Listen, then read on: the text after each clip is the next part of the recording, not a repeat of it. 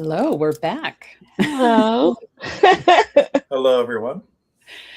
And we've brought Hank with us again. It's been a minute, Hank, since we've had It's you been with a us. couple months. Happy to Yeah. be back. I think every time you come on, the beard gets bigger. Yeah, So it is. It's very poofy today, too. So I'm still going to have to find that picture way back when of Hank, no hair. No hair, no beard. then if you go back even further in high school, I had long hair long enough where you could braid it. Oh my gosh. Yeah. Yeah. So like I'm trying to recreate my glory years with the beard, and soon I'll be able to do the comb over. It's gonna be great. There's competitions for beard art. You can like make things with it and decorate it, put beads. It's coming. I just already started braiding it and stuff, so it's definitely gonna be decked out in the not too distant future. That would be fun. You should put like different pictures up on your profile on your website. Like today's beard art is. Now that could be a whole new direction for me, maybe. But we have you back to talk about some. Would you say common healing tools, like things that aren't like the most expensive things out there? Yeah. I think healing tools really comes down to like things that we as healers could give a client to do on their own at home. Like, what do they do their homework in between sessions? Like, you might give them something to do, something to focus on, tools to help shift their mindset, like mantras. So, like, it's the tools that they either can do on their own or the things that we're giving them to do homework in between sessions. I think are the main ones. And then also physical tools, like we'll talk about tuning forks, Melissa's favorite noisemaker. No. Do they have a quiet tuning fork, a silent tuning fork? Well, the weighted one, if you're not right by it, is silent. No, True. I need the deep tone weighted. You don't hear it. I'd be great with right. that one. But Probably. things that are within the grasp of people doing on their own. If you didn't hear it from us, you might find it somewhere else, and you could take it, run with it a little bit, and actually start to do your own your own healing work, because really it's all up to them anyway. We're just kind of facilitators to quicken them on their own path, like they bring their healing with them. But like these are things that all can kind of just be things in the toolbox, and once you have enough things in your toolbox, whatever life throws at you, well, now you got a tool for that. Like the Apple app store, if there's an app for that, there's a tool for that. But I believe we wanted to start it, funny enough, the belief system. Yeah, so like I believe, well, your reality is created based on your beliefs. Like if you were raised a certain religion or a certain culture or anything, like how much of your reality is interwoven around how you were brought up even. So like one of my favorite channels, his name is Daryl Ankins, he channels of being called Bashar, and he has this great saying, like, where have you been a belief thief? And so like the beginning part is really starting to sort out what was I taught, who I should be, how I should be, what I should do, like what are the things actually,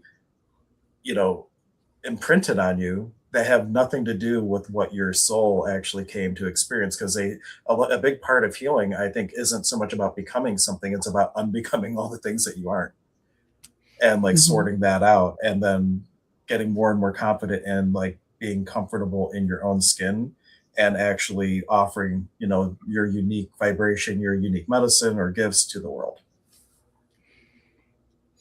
But that can only happen if you don't let mom and dad talk you into being something you're not.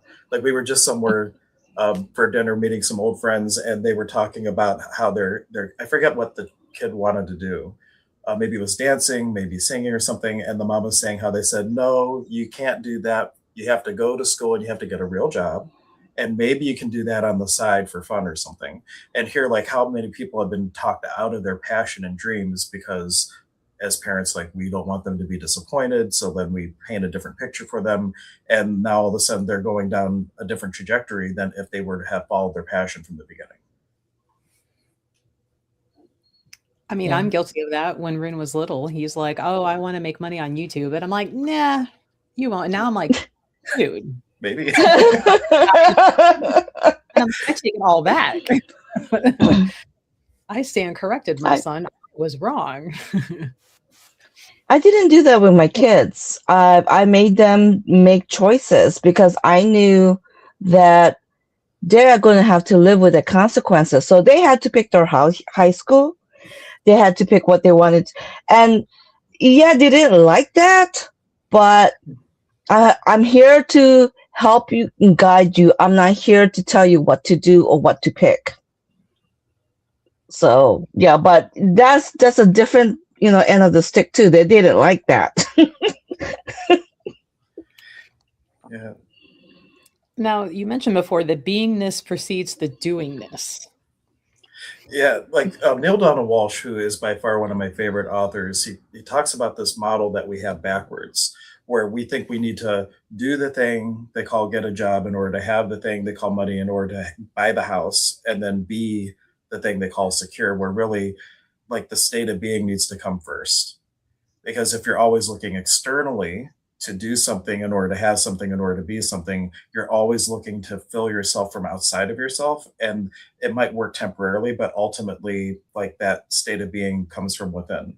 And so the idea is that if you want to be the thing they call abundant, or if you want to be the thing they called healed or whatever, you're looking at like how do I create that state of being, we talk about it in hoodoo a little bit, where a part of the process with different magic items is you have to imagine the magic working after it's done. Like how does that feel to have the result, and let your whole aura crackle with that feeling of it already being so.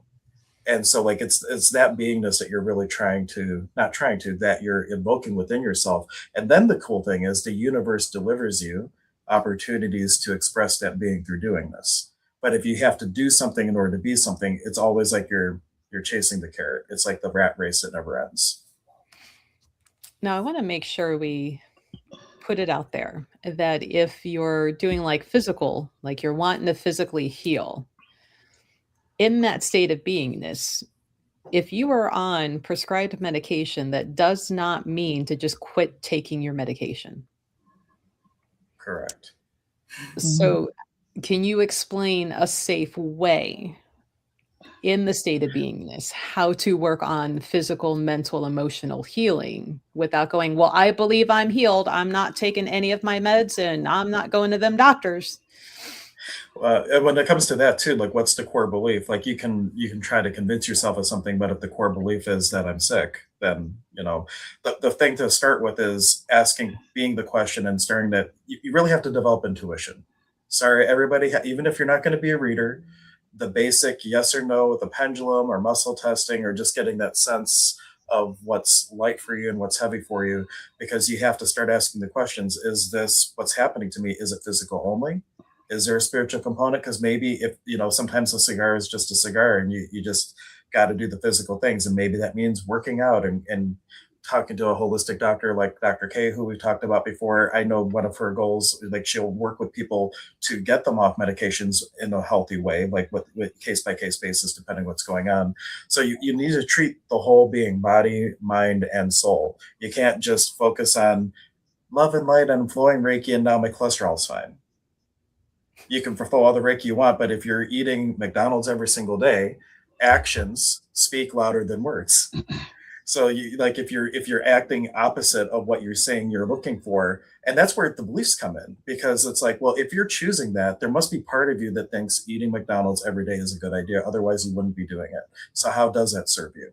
And maybe there is an insecurity about being too attractive because maybe there was an abuse or something like that. And so part of you believes I need to eat unhealthy so I can present a certain way so that I don't get abused again, for example. So there's all like beliefs really come down. They're so interwoven, and if you are not manifesting the life that you would like and the health that you would like, the question is where is this really serving me on some level? Where do I believe this is serving me? Because my parents were like that, and apple doesn't fall far from the tree, and I believe that, so I'm recreating my parents' circumstances. Or you want to understand your parents, so you're creating the same circumstances because you put out to the universe, I want to understand why this person could do this to me and betray me like this. So now you've subconsciously created the same set of circumstances and are making the same choice, and then you go, oh my gosh, I get it. So like you really have to look at like what beliefs are you functioning with, and what have you put out to the universe, and what's showing up to start shifting into creating more consciously. It's really about, you have the iceberg, just a tip is visible. There's all this invisible or underneath the surface, and we're making the unconscious conscious through all this work we're doing. And Mhm. it's important to remember too, healing is not always a cure. Like Zane will say that in our class when we're taking the shamanic program, healing's not always a cure. So what's the real goal? And I like an acronym for healing because you know me, I'm an acronym nerd. Helping everyone appreciate life, heal. And that could be as simple as a change in a belief that changes your quality of life, or actual working on a physical ailment, or emotional, mental situations. It all rolls up under that. So now that somebody has a good understanding of what they want their belief and that they've got their beingness that they want to be in, to get that to manifest outwardly, what are some of the common tools that aren't thousands and thousands of dollars, fancy copper pyramids, metal, tong drums, or the biggest crystal you can find at a gem show? Like what are simple techniques and tools that people can use to support that beingness that they want to have in their life? Yeah. And I'm also just noting we're kind of going off more on manifestation, but that's where the energy is. So, like, I would say one of the most powerful ones, because it's about setting the intention, but not squeezing the sponge. And so things like, and by squeezing the sponge, I mean if you're like saying, "I want this," and you want it so badly, like if you imagine a sponge being squeezed, can it retain? Can it receive any water? It can't, because you're focusing so much, and that's like over intending, if you will. Intention is like a bow and arrow. You off it goes, and you have the intention, then you have a perception. You rinse and repeat. So it's about setting your intention, but then maintaining it in a good way. And that's why I love like those knob candles that you have at the store, which is like, it's like one little round knob for per day, for a week. Or you could do a 7-day candle with a paper underneath it, like a petition paper, and you like light the candle and you just sit with it for a little bit. You restate your intention, and you also ask the universe, God, source, whatever you want to label it as, like, what is my part in this? Because so often we set an intention and we just expect it to show up, but we forget that we have to take the steps too, and it makes the whole process go faster. Um, but like finding, like, just candle magic is super easy to set an intention and maintain it. I'm a big candle person, so I'm like, I like that one. Yeah.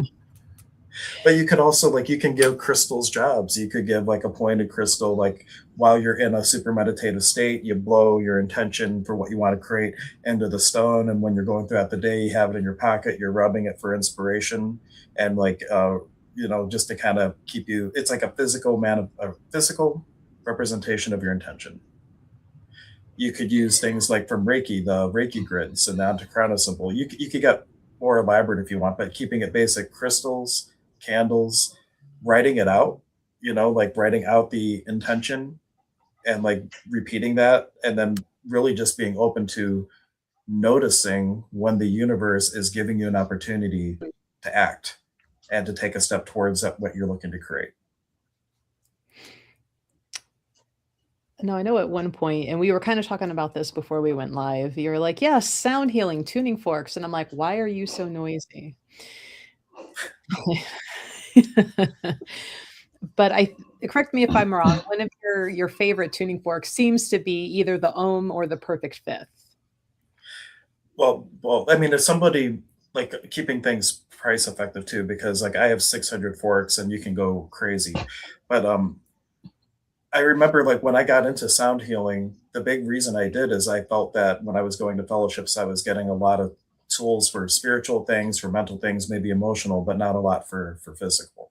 And that's when I found aromatherapy, and then I found sound healing, and then this is a like a weighted fork. You can, I'll hold it up to the camera so you can see. There's weights here, and then I have a gem put on it, but like it's usually just and then like that. But the beautiful thing with this, and I don't know if you're going to be able to hear it because it's weighted. Can you hear it at all? Hmm. Mm-hmm. Okay. Mm-hmm. So this is the frequency of ohm. And so one, it's grounding. And there's even science behind it when they show the astronauts and the Schumann resonance, like we actually get benefit from being resonated with the earth. So it's super grounding. But you combine this with a book that you can get, and probably through Melissa, I'm sure you could order Potent Pressure Points. It's a book on acupressure. And when you open it, it has all these little diagrams, and you can just go and you activate the fork, put the end on the little points, and you just follow all the little spots for a headache or a migraine. In fact, way back when the store was at the old location down close to the Fairview Park border, we had like a healing day where we were just working on veterans and people were coming in. And it was one of the other healers. They had a headache, and I did the tuning fork with them on the points for migraines, and the headache went away in like 5 minutes, not even. And so, like, if you needed to just have like one fork in your repertoire, a weighted fork, 136.1 or 128, that's all you really need, especially for someone that's not doing it full time and things. And then the perfect fifth is more about balancing the nervous system. Dr. John Boyu, and that's why I love that he's a clinical psychologist who is also a musician who just had this theory that you could tune the human body. And then he came up with a whole tuning fork set based on the Schumann resonance. But C256 and G384 he found can help shift the pitch of your nervous system and balance the nervous system. So that's another one that just bringing those two forks. Sorry, Melissa, I know you don't like noise, but I'm just a little demonstration. You can hear the tones. And just doing that for yourself or for a friend or whatnot, that can help shift your nervous system back into a more regulated state. So especially if you're prone to like being triggered, CPTSD, that kind of thing, not that we're claiming to treat, diagnose, cure any disease, but a perfect fifth, that type of frequency can be very beneficial just to smooth it out. But if you're in public and you can't be noisy, a weighted fork, you can easily do that and not draw too much attention to yourself. Have everybody wanting to come play with your noisy fork. Like, I want to try. And Maria, do you have any questions so far for Hank on what we've been covering here? No, I like the noisy forks. Yeah. And if people want to play with the forks, I happen to now be doing a sound bath at God of Sleep on the first Sunday of every month. So I always have some forks with me, so you can come out for the sound bath. It's at 6:30 on the first Sunday. Unless this is like a super old replay and you're watching it, then always check the store calendar to make sure something hasn't changed. But as of March 2026, first Sunday of every month. How awesome would that be if it's been like 10 years down the road and people are still listening? That would be amazing.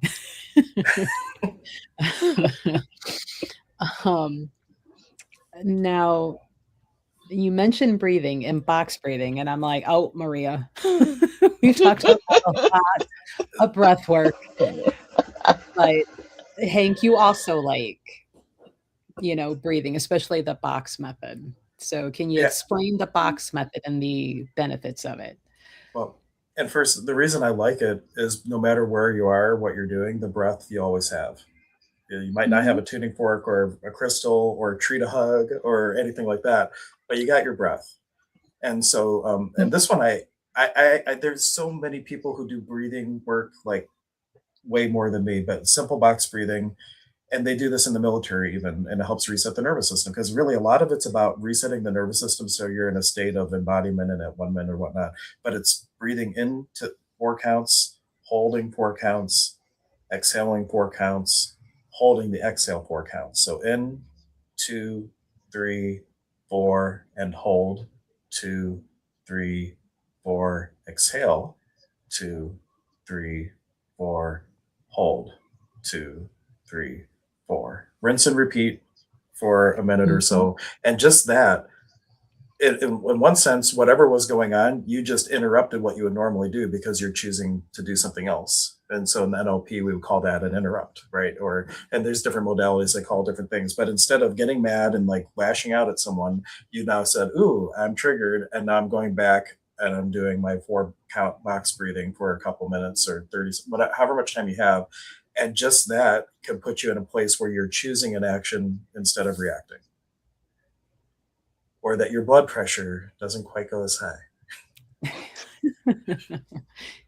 Or your tachycardia comes down. Yeah, there you go. Well, and being mindful that knowing that you're triggered, making that decision, stepping out, that puts you back into that mindfulness and the beingness, of purposely being rather than reacting to the situation. And you mentioned in your notes here color, because we all have clothes, right? Most of us have clothes of, Hmm. and a lot of people, not myself, have clothes in many colors. So, how can people use color in their life, specifically even clothes, like to wear to have the energy of that color? Ooh, yeah, I have to find the website. Joe Matson used to have this site where you would talk and make a little voice clip, and it would analyze your voice, and it would spit out, here's the colors that you're missing in your energy field, and then you would wear the colors that would be appropriate. Now you could do the same thing.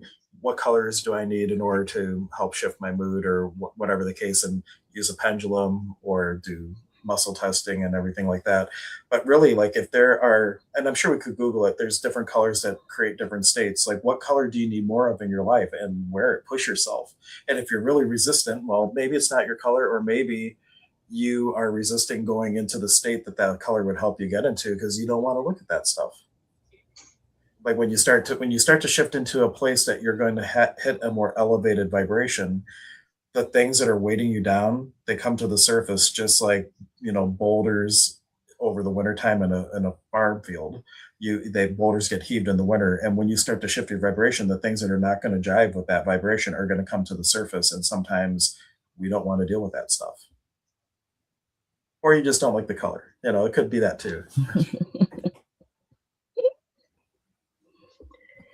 Well, I mean, there's even like, I'm sure it's science based and in finding good reference points for like that I'm lacking in, but even knowing that like hospitals will avoid certain colors on their Hmm. main walls Mhm. because they make people anxious and upset, and you already have your white coat syndrome where you're nervous about being there, Hmm. and then the energy of those colors stacked on top of it can make people uncomfortable. So um according to a quick search here, specifically steering clear of deep reds, vivid oranges, and bright, jarring yellows.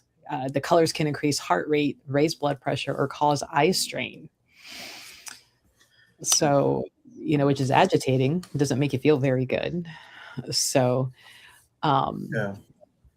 There's all kinds of color therapy out now too, where a lot of it's based on a guy named Dimshaw. If I'm pronouncing it right, there's a book called, I think it's Let There Be Light. I have it somewhere, but he made these huge machines that had these big light bulbs that were so hot that it had a cooling system to keep the whole thing from overheating. But then he had like these little lenses of different colors, and that they especially tested it on burn patients, that they had them, and they would take these different color combinations, and they would do these tonation sessions that would last for an hour or more, and they found great results in that. And then they came in and trashed his. It was kind of like the color, like like the Rife machine that got uh, confiscated and everything. It was kind of like the color therapy version of the sound machine. And then, but that's where we had all the like the Halo technology with like the little photonically charged vials and things like that. So there's a whole world of color therapy, but it's so cost prohibitive to like get into that or find someone with that, because like the little flashlight machine with the photon vials, they were like thousands of dollars. And you could go to Mhm. Patty Conklin, which I wanted to talk about and give people a tool with colorworks anyway, that you have one visualization exercise, and here you go, here's something Mhm. that is accessible to everyone. But like there's a lot of Mhm. science behind color therapy. mhm. Yeah. So Patty Thanks to Mr. Conklin. Dinshaw. So you just mentioned Patty Conklin. Do you want to like talk about her for a minute and her color works Yeah. workshop? Because Maria, you took it as well, right? I did. Yeah. Yeah, and you might have taken it more recently than me, so you can like fill me in if there's better ways to say things. But Patty, the unique thing with Patty Conklin is like she kind of sees the world like Neo saw the Matrix when everything was like the green coding going through. So like she just has a knack for like vibrational medicine and that kind of thing. But she developed this real simple technique that she could teach people that don't have that gift, where you close your eyes. Well, I guess you could leave them open, but get centered, Mhm. and you be the question: what color does my body need, or my being need, however, body and being and everything you are, what color does it need to bring my anxiety from an 8 to a 5, and make a tangible realistic goal for yourself. And then what you would say is like you breathe in that color, but the trick is that from moment to moment you allow the color to shape and shift. And the idea being that the second that you start to flow the energy, the vibration that is most beneficial to you can shift, because as you're shifting, the frequency that's most impactful shifts. So you're breathing in the frequency and you're letting it change and change and change, and then you're breathing it out of your crown.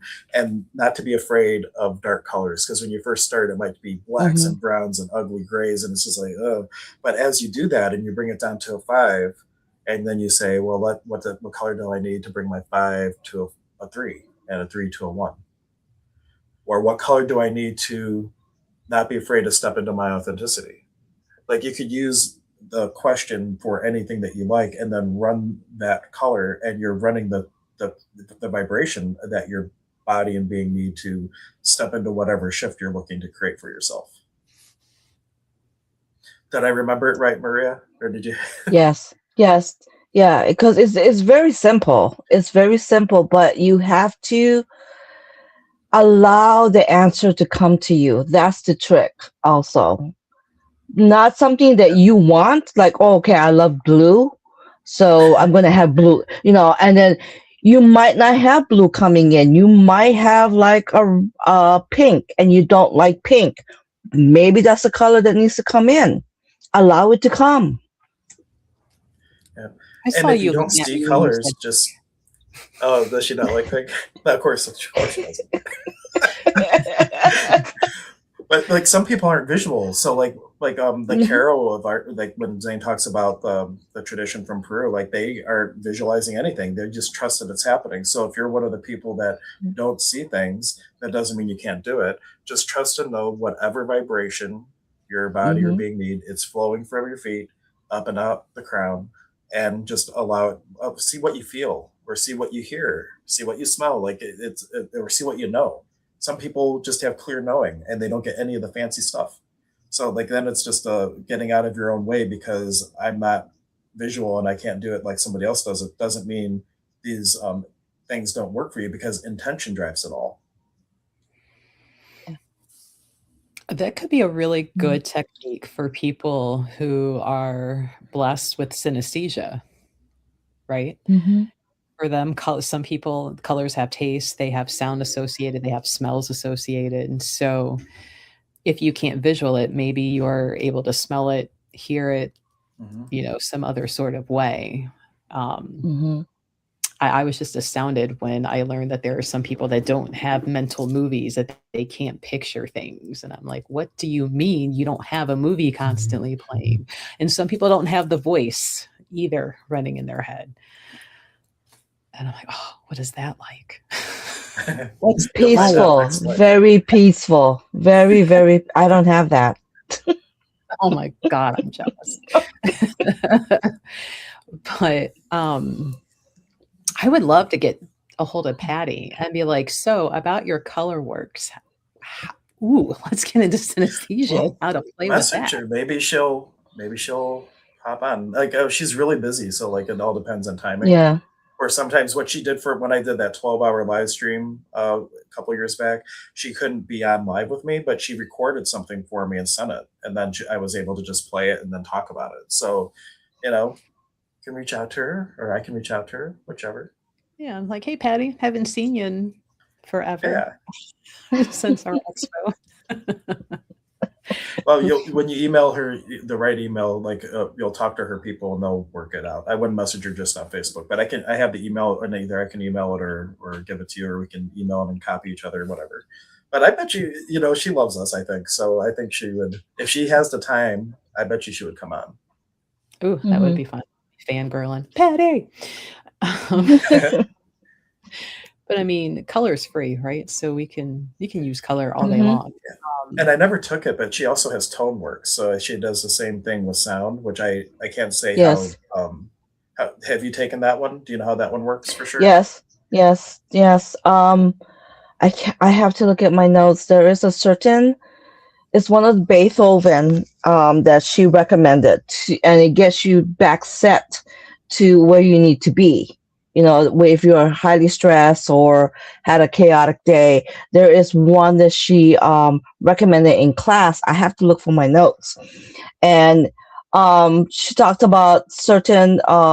Even though these musicians way back did not know exactly what they were doing, but they were creating an art, classical music. A lot of classical music is what she talked about, Mhm. and there's a tone in those frequencies in those music. So it's music, but there's actually a tone in there that your Mhm. body is resonating and you know connecting with. I have to look for my notes. It's been a Well, yeah, that while. would be good to know. And I know like there's like some science behind it too, because they say when you like play music for a child, they have like the Mozart effect. So if you're playing Mhm. Mozart, they find that it helps with development and different things. And just like imagine like when you're watching a movie and that soundtrack, it's like creating that emotion with you. Like music takes you on a journey. And Yeah. modern day music theory is all based on just what they were doing. There was like it's not like they got together and like tried to make it make sense. It's like those people who wrote those things, they based music theory based on what they did and try to make it work, Mm. and none of it makes any sense. If you get into it, it's like the piano's playing this key and this thing's playing this key, and it's like, how did this all come to be? And it's so because I'm taking music lessons now, and I'm just like, this doesn't make any sense, but at least I know it's not supposed to, and now I feel better about No. myself. No. Yeah. So I'm finding Beethoven's Symphony Number 5 seems to do a lot with, like, physical healing, and Symphony Number 7 for emotional. I think it was the number 5 that is what she was brought up bringing into class because a lot of us, are actually more prone and conscious of the physical. We don't. So We're some of us are in denial of the emotional, or we just not even look at it. But the physical, because you feel the pain. Mhm. Yeah. so and I'm sure you can find Beethoven's Symphony Number 5 all over Hmm. online, for free to listen to. Um, there is a mention of another, piece. It's called Atmospheres. I am not going to butcher the artist's name. Um, I will put it in our show notes down here in the comments for people to look up on their own if they would like. But Beethoven's Number 5. So, um, it's funny because it seems I have noticed a lot of people with certain what's the correct word? Certain personality types, and that's not even correct because, like, for instance, autism is not a personality, right? That is a genetic thing. But Hmm. I've noticed certain types of people will prefer classical and instrumental, keep them calm and focused, and they can like drown out anything that would normally be a trigger. So it's interesting to find some of the science behind that. Hmm. Um, and there was more Googling. Our friends can go down those rabbit holes, but I guess the way it was written and the hertz that it's performed in, like, is that healing frequency. And that's why number 5 is recommended. Ooh, I And wonder what 7, they tuned it to. that is a whole long rabbit hole. Yeah, yeah, Um, let's not do that. That could be well, that could be a separate stream uh, altogether. turn on number 5 laying in bed if you're having insomnia, and before it knocks you out, maybe you'll find out. um, I don't know how accurate this is, but I'm finding it over and over again. Cancer cell reduction by Beethoven's Fifth Symphony. Over 48 hours significantly reduce the visibility or viability of cancer cells. Yeah, there was a not specifically Beethoven, but they were doing some work with these ultra high sonic vibrations that like Hmm. people would just go into a room and they're being subjected to this combination of frequencies where it was having a huge impact on cancer cells. Now, when that if and when that comes to fruition, but like imagine that Beethoven is those same frequencies and they just octave it up, to these ultrasonic frequencies. Sound can do anything, really. It's just a matter of using it responsibly and doing some research. But like Oh, things like the Ohm see? tuner or Beethoven's Fifth, you can easily Hmm. do those things on your own without having to go down the rabbit hole of educating yourself about all the ins and outs. Well, sometimes if you go too far down the rabbit hole and you get too much in the analytical mind, like you're interrupting Yeah. the whole The process. process. Yeah. Sometimes it is Mm. just sit back and enjoy and don't overthink it. Um, Next up on your list, Hank, was some cool nature formations. And I'm like, yeah, trees. Maria's talked all about the trees, but you wanted to get a little deeper on the trees. And then cool waterways and waterfalls, especially if somebody lives close enough to go Mhm. enjoy a waterfall. But Yeah. Well, what it's all about reconnecting and developing a relationship with nature and with the trees.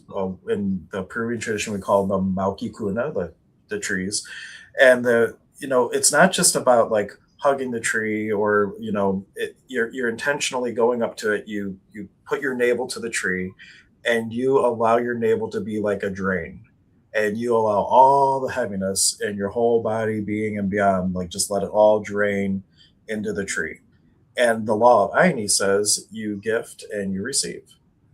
So like at when you feel that flow has stopped, you just become receptive and let the tree gift back to you. And we call it, in the tradition, it's called a karpai. It's a sacred information exchange, if you will. And your heaviness, you look at, this is all the stuff that made me who I am. I'm so grateful for it. You have to look at it from a place of gratitude when you're giving it. Otherwise, you're not done with it and it's not going to go. So you got to, be grateful for it, let it flow, and then you're going to get back from the tree like this, like little seeds of potential that you can grow within yourself. One of which is how to be in aini, or reciprocity, with other people, places, and things. Another one is how to be the portal between worlds, because the tree has the roots that go into the earth. It is in the middle world with the trunk, and with the leaves, it's pulling in from the upper world. So like trees are naturally like bridging the worlds, and we're all bridges between worlds, really. Some more dynamically than others, but we're all in all the worlds all the time and navigating that.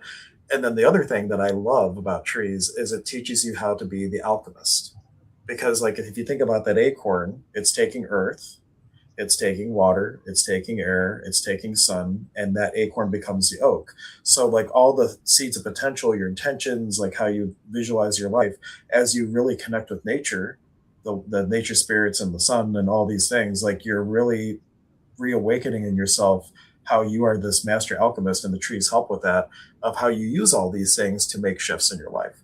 And around the mesa that we work with, we go from a solid to a liquid to a gas to a plasma. Like it's all about elevating the energies within you, and trees are like masters at it. And that's what you're connecting with the tree. You're getting like a little, healing lesson, and then it's up to you to nurture it. Water those seeds that it gives you back.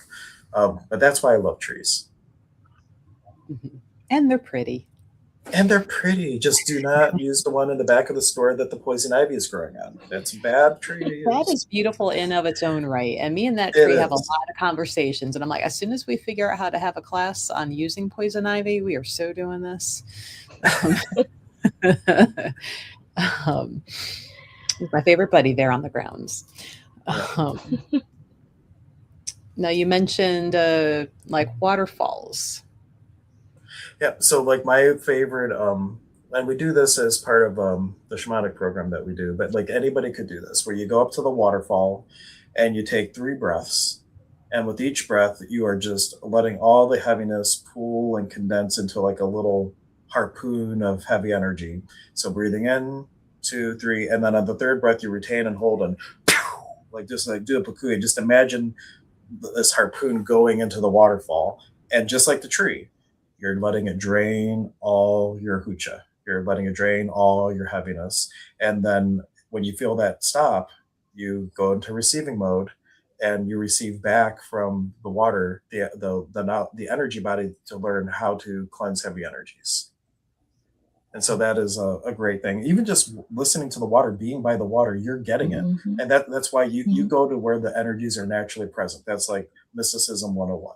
You don't have to sit there, Mhm. oh, I'm going to figure out how to use the tree. No, you go to the tree. That's where the energy's at.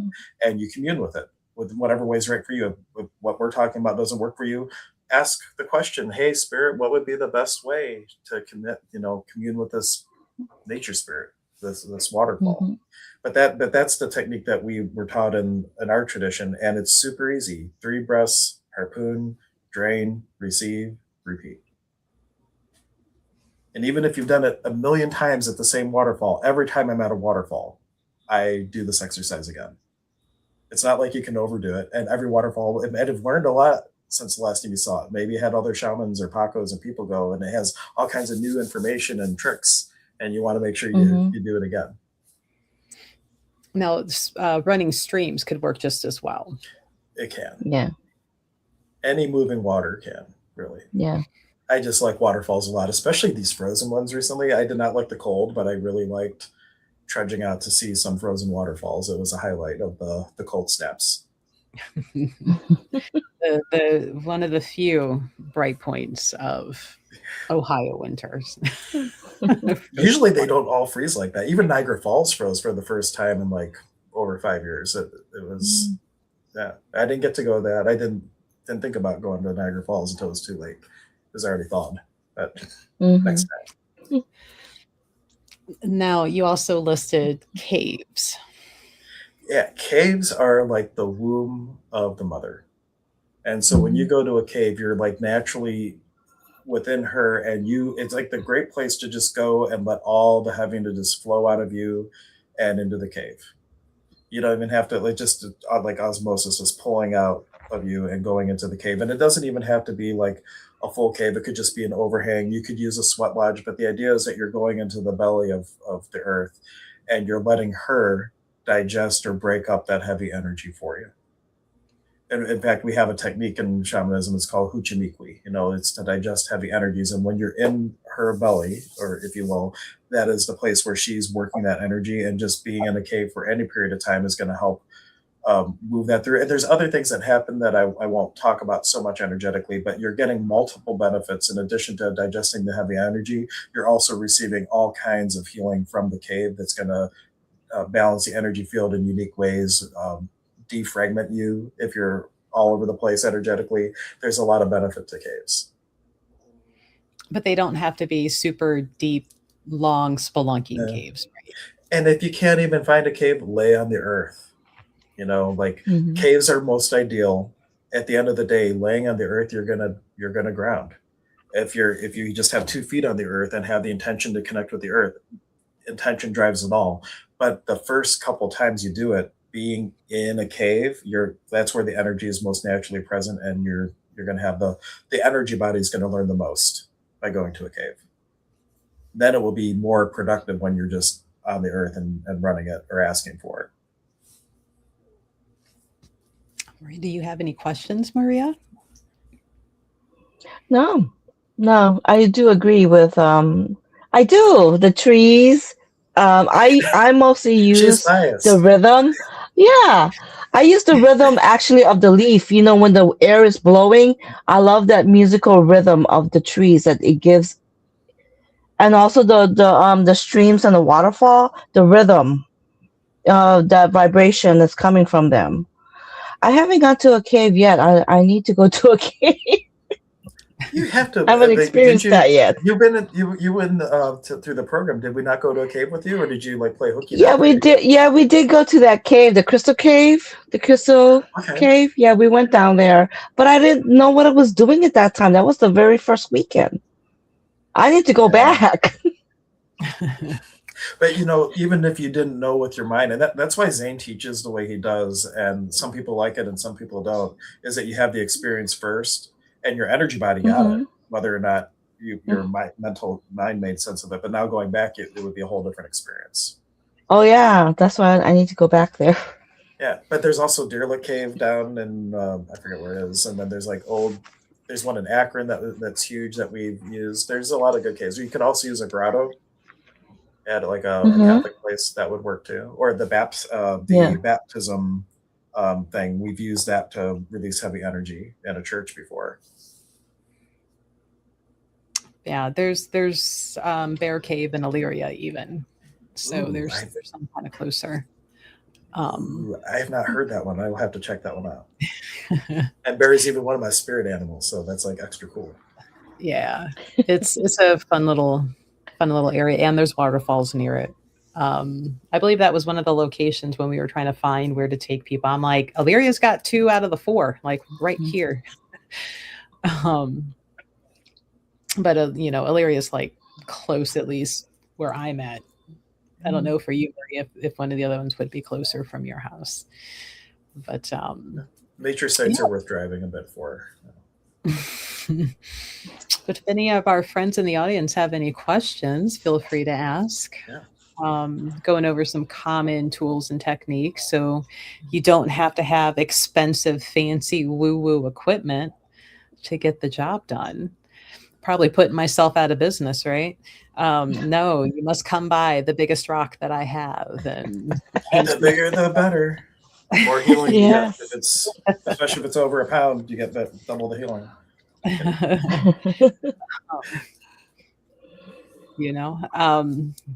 Especially like Beethoven. I'm sure you can find Beethoven on, Amazon or on YouTube or some music streaming, and just be able to listen to it. Yeah, we kind of got through all of that kind of quicker. I'm like, ooh, it might be hard to keep it under an hour, but I think we did a good job.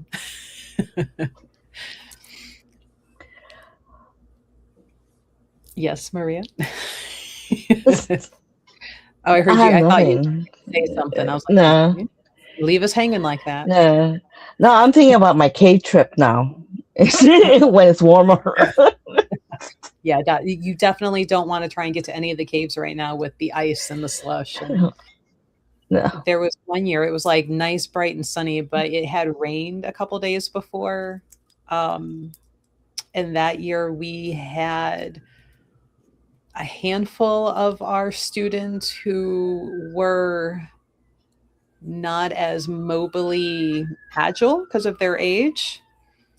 And I spent more time walking around constantly, like ready to catch them if they slid. Because I'm like, oh man, I'm having a hard time in here. And I think one of them almost did go down at one point. And I'm like, oh, that's it. Here we go. That's how you have the waiver. Sign the waiver. Because it was just slick and muddy. When we were in West Virginia, we had this mature couple climb all the way up to Seneca Rock, like the very top, and then the whole way down, like we're like everybody else was gone. It's like me, Zane, Anya, a couple others, and we're all just like walking down with these 2 people, and it was a great time. And I can't believe how easy they made it look. I'm like I'm out of breath, and they're doing it. Mm-hmm.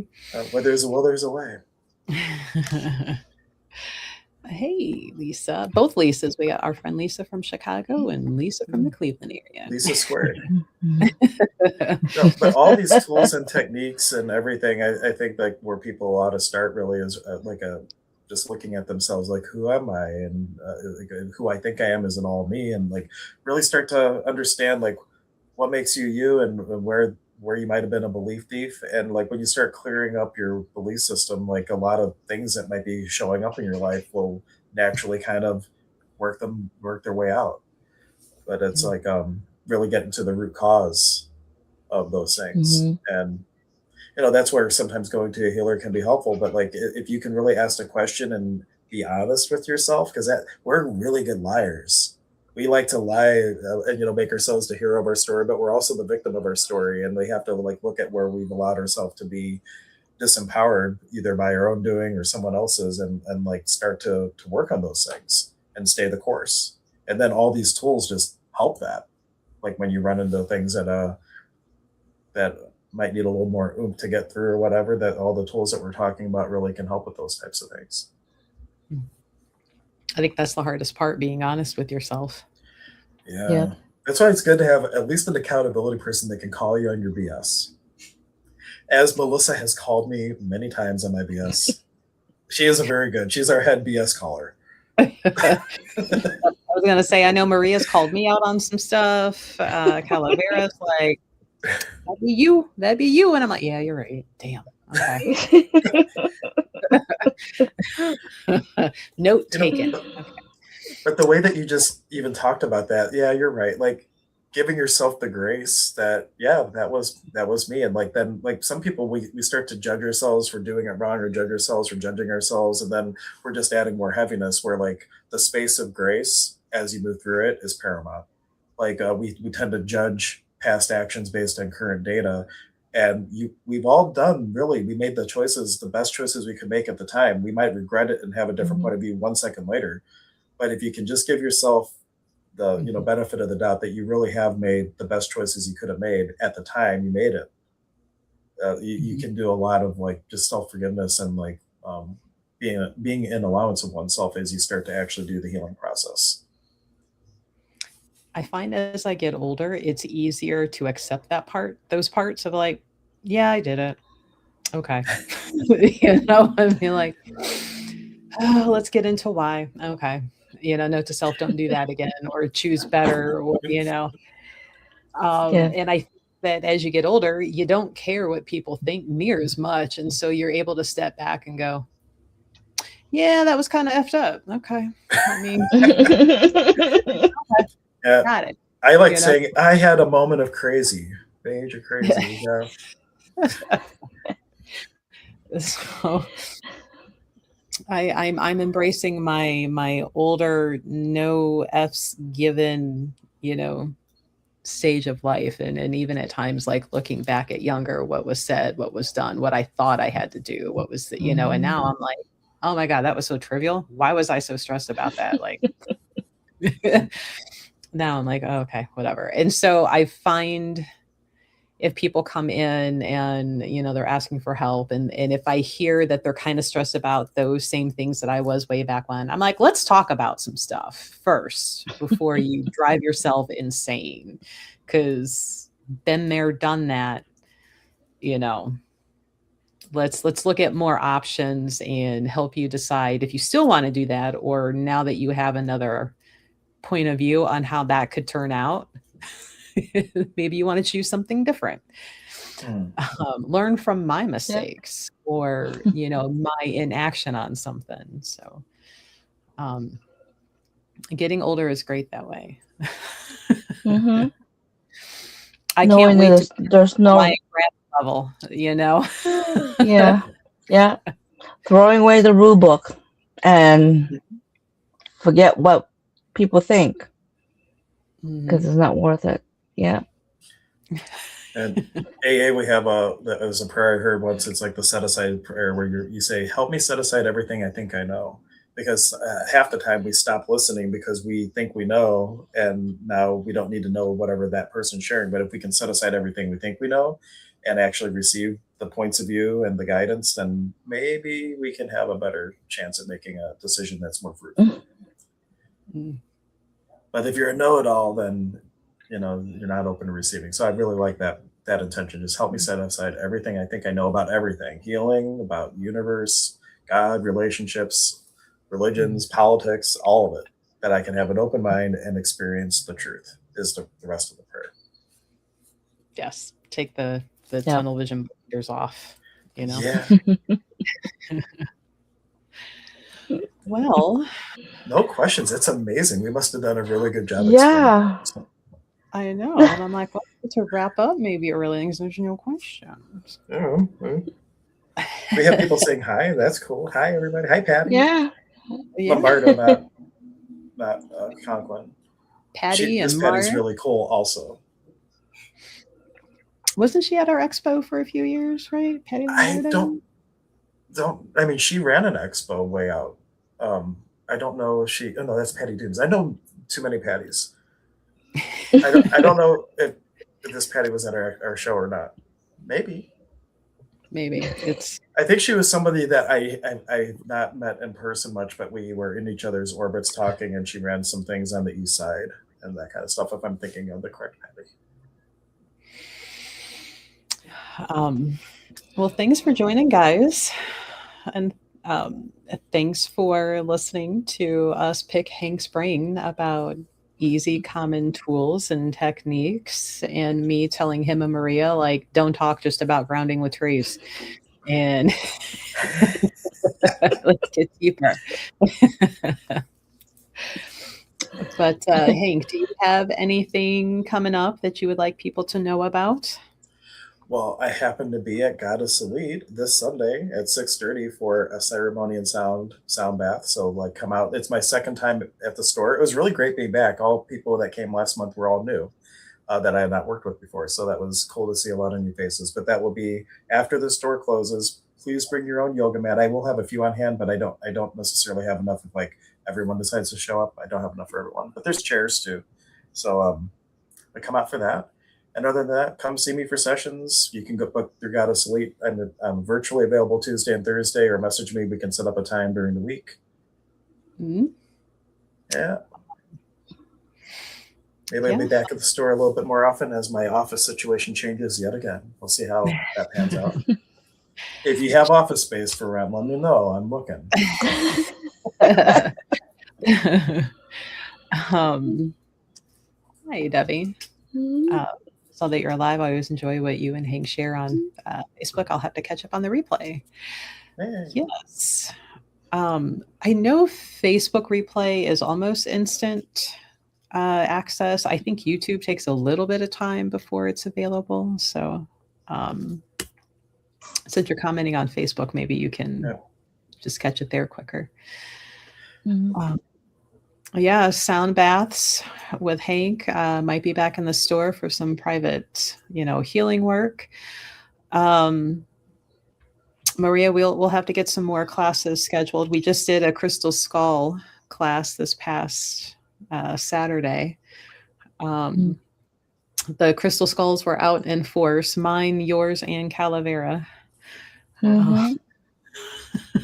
There was a lot of little heads going on. Yeah, they were causing mayhem, but I got where's my guys? I might still might. And Hank's got a few. I got a few. They might be in the triple digits now. I'm like, we should start a Crystal Skull Anonymous meeting, I cut myself off and then I bought all the practitioners are going to be in there. I haven't seen the smoky citrine that I brought back from Tucson this year, apparently. I don't want to see it. Yes, you do. No, I don't. No. Maybe. There's a couple troll light skulls there. There's the smoky citrine. The Merlinite one went home today with its new owner. I had a stick agate one that Sierra snatched up. But yeah, there's some really cool sardonyx ones in the store right now that I brought back. So maybe Anya and I will have to come up and check out the goodies. Even the Mexican fire opal skulls. Yeah, Maria's got 2 out of the 5. She's starting to hoard them. So if anybody else wants Mexican fire opal skulls, you need to come before Maria buys the last 2. They're cool. But well, thanks for joining, guys. We will be back next week for another episode of the Healer's Corner, and we may be able to wrangle Hank again in a couple months, depending on what we can come up with to talk about. I'm sure we can figure out something. So he's a walking encyclopedia of knowledge when it comes to vibrational healing. Yes, maybe our next topic is the healing energy of braiding your beard, Hank. Maybe that's what we talk about. Okay, well, we'll see. I'll see what Anya and I can put together as we play around with that. Right. All right. Well, have a good night, everyone, and we will see you next week. Bye, guys. Good night. Bye.